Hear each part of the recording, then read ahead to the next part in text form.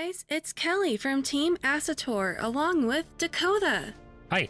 Today we're going to talk about method of play for our game Asator. In this video, we are going to cover the basics of playing the game. The overall objective is simple. Become the Asator, the master of war, by eliminating the opposing army's 3 leaders: the chieftain, the wizard, and the master. We like to call this group the Big Three. The first thing that you do is set up. First, you take everything out of the packaging, which we have already done.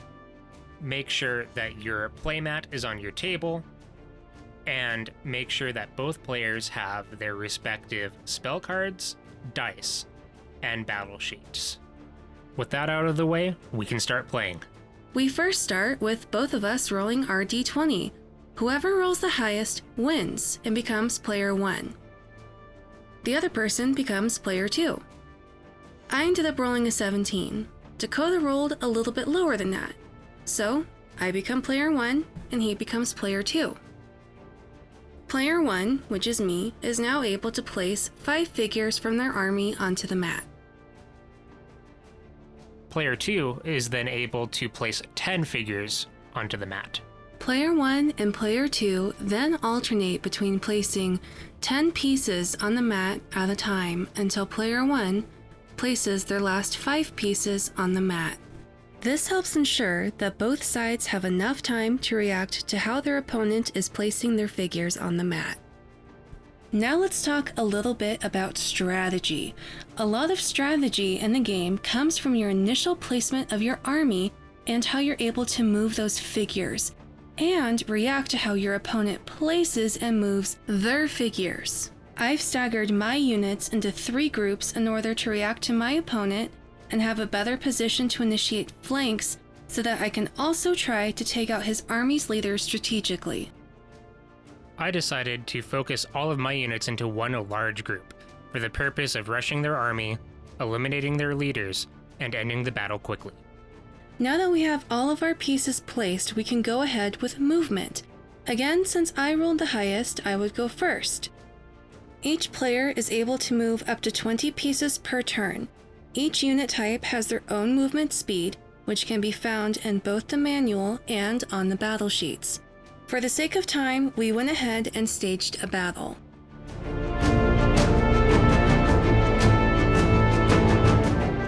Now we can talk about my personal favorite part of Asator, the combat. In this scenario, I have moved many of my cavalry units along with my chieftain into the same hexagons as Dakota's cavalry units to initiate combat, with members of my infantry behind them to back them up. Not pictured are my bowmen, who are covering the left flank within range of Dakota's remaining infantry and cavalry units. Now, I'm going to roll to attack his cavalry unit with my chieftain. In order for my chieftain to land a hit, my roll needs to be higher than the armor class of the cavalry unit. I ended up rolling a 12, which beats the cavalry unit's armor of 10. Since I was attacking with the chieftain's spear, it deals 10 damage to that cavalry unit, which Dakota now must mark on his battle sheet. Next, let's talk about spells. Spells are cast at the beginning of combat unless you're using your dragon, which we'll talk about in a little bit. Here, I'm using my wizard to cast the lightning bolt spell. I'll start off by rolling my d20, and I ended up rolling an 18, which beats the armor class of the units I am attacking. I then count the spaces for placing my spell's epicenter, which can be placed up to 6 spaces from the wizard, and I mark that epicenter with a die. The spell affects a radius up to 4 spaces from the epicenter. The spell ended up hitting a lot of Dakota's units and a few of my own. Since the lightning bolt spell was effective, all of the affected units take 5 points of damage, and their next attack is nullified. You track the damage on the battle sheet and mark this effect on the battle sheet with an L for lightning in the magic effect column.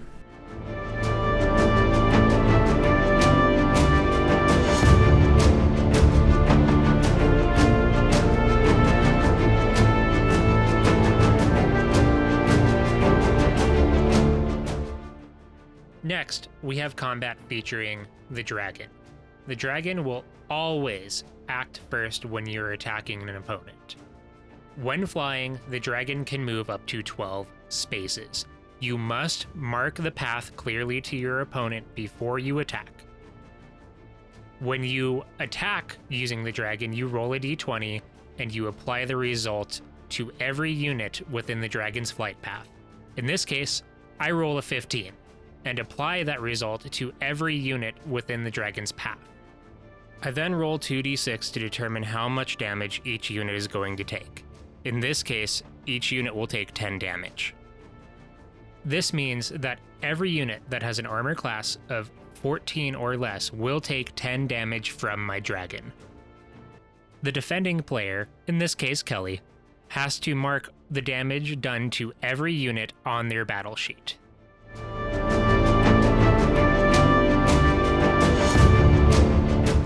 Thank you for watching our quick and simple demo on Method of Play. We can answer any more in-depth questions you may have on our Kickstarter.